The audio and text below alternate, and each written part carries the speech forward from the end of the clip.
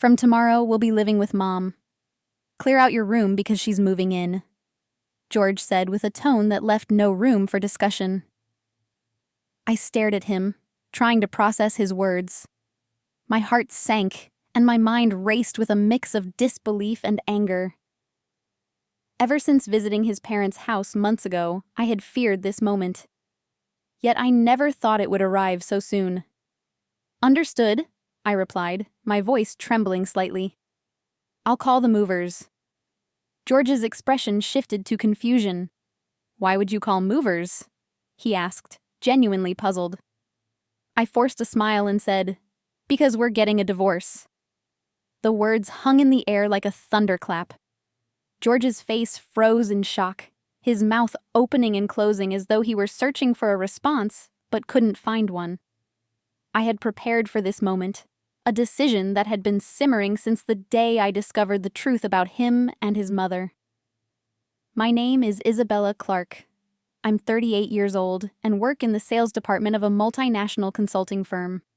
For as long as I can remember, I've been driven by ambition, excelling academically, and building a career I was proud of. But the same couldn't be said for my personal life. A year ago, I decided to take a chance on love. I turned to a dating app and met George. He was 34, charming, and seemingly kind-hearted. Despite his modest job at a local automotive factory, he exuded a warmth that was hard to resist. He said he admired my independence and joked that older women were his type. Flattered and hopeful, I let my guard down. Our relationship progressed rapidly.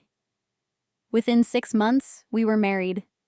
At the time, I believed I had found my partner for life. But as they say, appearances can be deceiving. The cracks began to show shortly after we moved into the high-rise apartment I had purchased. It was near his parents' home, a compromise I made to make him happy. But it soon became clear that compromise was a one-sided agreement. The first sign of trouble came in the form of my mother-in-law. She visited our home frequently, each time finding something she liked and taking it with her. "Oh, I've always wanted a vase like this.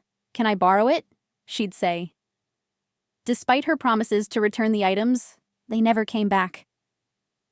When I brought this up to George, he dismissed it. "It's just a vase, Isabella. Besides, you make a good income.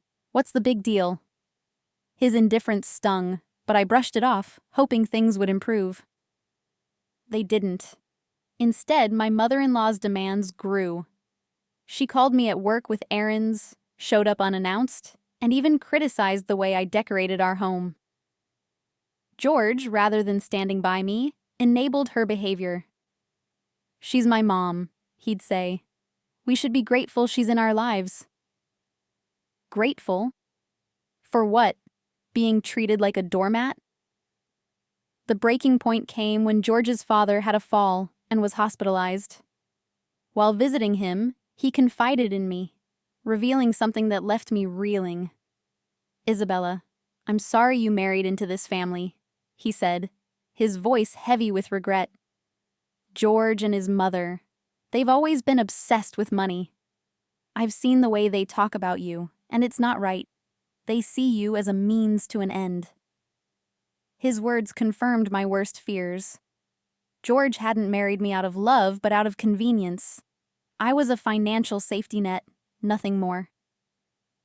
The thought made my stomach churn. "Thank you for telling me," I said, barely holding back tears. "But why are you telling me this now?" "Because I can't stand by and watch them take advantage of you any longer," he replied. "You deserve better." Armed with this new information, I began to see George in a new light. His casual remarks about my income, his reluctance to contribute financially, and his mother's constant interference all pointed to one conclusion.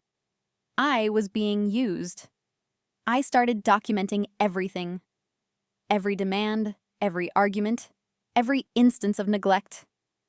I even consulted a lawyer to understand my options. By the time George announced his plan to move his mother in, I was ready. "What do you mean, divorce?"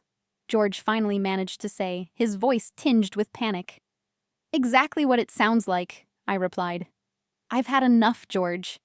Enough of your mother's meddling. Enough of your indifference. And enough of this sham of a marriage. You can't just decide that, he shouted. This is my home too. Actually, it's not, I said calmly. The apartment is in my name. I'm the one paying the mortgage. If I choose to sell it, there's nothing you can do about it. His face turned pale. At that moment, the front door opened, and his mother walked in, holding a spare key I hadn't even known existed. What's all this noise about? She demanded. George, is the living arrangement finalized? Actually, no, I said, turning to face her. There's not going to be a living arrangement. George and I are getting a divorce. Her eyes widened in shock before narrowing in anger. You can't do that, she said. You're nothing without him. Who else would want a woman your age? I took a deep breath, refusing to let her words rattle me. That's not your concern, I said firmly. What is your concern is finding a new place to live because I'm selling this apartment. The conversation escalated quickly. George and his mother hurled insults and accusations, but I stood my ground. Then, as if on cue, the doorbell rang. It was George's father. What's going on here? He asked, his calm demeanor contrasting sharply with the chaos inside. Your wife and son were just leaving, I said, stepping aside to let him in. He looked at me with a mix of gratitude and sadness. Isabella, you're making the right decision, he said. Turning to his wife, he added, and so am I. I've filed for divorce. The room fell silent. George and his mother stared at him, stunned. In the days that followed, I finalized the paperwork and put the apartment on the market. George's father and I remained in touch, supporting each other as we navigated our respective divorces. As for George and his mother, they moved into a small apartment on the other side of town. I heard through mutual acquaintances that they were struggling financially, weighed down by debts and poor decisions. It wasn't my concern anymore. I, on the other hand, embraced my newfound freedom. I moved into a modest but comfortable apartment closer to work and threw myself into my career. A few months later, I was promoted to director of the sales department, a milestone I celebrated with friends who had stood by me through everything. Looking back, marrying George was a mistake, but it was also a lesson. It taught me to value myself and to never settle for less than I deserve. My story didn't end with a happily ever after, but it did end with something just as important: a fresh start. Months passed, and my life flourished in ways I hadn't imagined. My work became my anchor, and I discovered new hobbies that filled my time with joy. I even reconnected with old friends, people who had always supported me but whom I had distanced myself from during my marriage. One evening, I received an unexpected email from George's father. He thanked me for the kindness I had shown him and shared an update about his life. He had moved to a quiet countryside town, far from the chaos of his previous life. He had taken up painting, something he had always wanted to do, but never had the chance. Seeing his pictures attached to the email, vibrant landscapes and serene scenes, brought a smile to my face. As for George and his mother, their struggles deepened. Their financial situation worsened, and I learned they had to sell off most of their possessions to make ends meet. While a part of me felt vindicated, I focused on my own happiness rather than their misfortune. One afternoon, while taking a break from work, I visited a small coffee shop near my office. The cozy ambiance and warm aroma of freshly brewed coffee were a welcome change. As I sat sipping my latte, I couldn't help but reflect on how far I had come. I was no longer the woman who let others dictate her worth. I was strong, independent, and in control of my destiny. It was then that I met Daniel. He was a fellow customer, standing behind me in line, struggling to decide between a cappuccino and an espresso. His indecisiveness made me laugh, and that small moment sparked a conversation. We talked for hours, discovering shared interests, and a mutual appreciation for life's simple pleasures. Daniel was different from anyone I had ever met. He was kind, genuine, and had a calming presence that put me at ease. We began seeing each other, taking things slow, and enjoying each other's company without pressure or expectations. For the first time, I felt what it meant to be truly appreciated.